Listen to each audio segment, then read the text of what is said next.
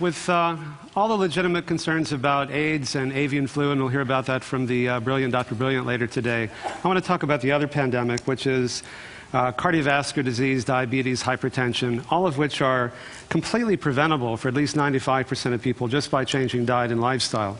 And what's happening is that there's a globalization of illness occurring, that people are starting to eat like us and live like us and die like us.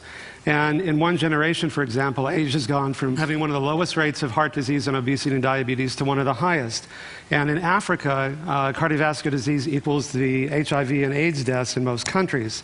So there's a critical window of opportunity we have to make an important difference that can affect the lives of literally millions of people and practice preventive medicine on a global scale. Heart and blood vessel diseases still kill more people, not only in this country, but also worldwide than everything else combined, and yet it's completely preventable for almost everybody.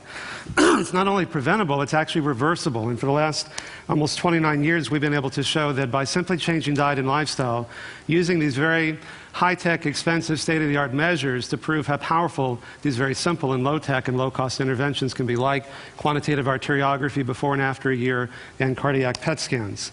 We showed a few months ago, we published the first study showing that you can actually stop or reverse the progression of prostate cancer by making changes in diet and lifestyle.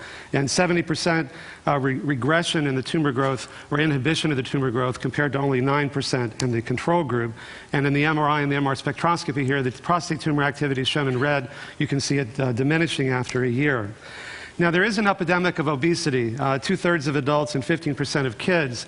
What's really concerning to me is that diabetes has increased 70% in the past 10 years, and this may be the first generation in which our kids live a shorter lifespan than we do. That's pitiful, and it's preventable.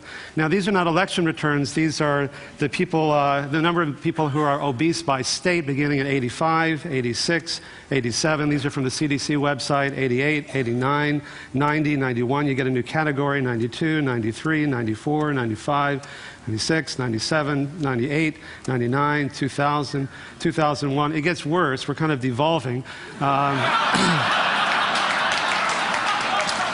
Now, what can we do about this? Well, you know, the diet that we found that can reverse heart disease and cancer is an Asian diet, but the people in Asia are starting to eat like we are, which is why they're starting to get sick like we are. So I've been working with a lot of the big food companies. They can make it fun and sexy and hip and crunchy and convenient to eat healthier foods. Like, I chair the advisory boards of McDonald's and PepsiCo and ConAgra and Safeway and soon Del Monte, and they're finding that it's good business. The salads that you see at McDonald's came from their work.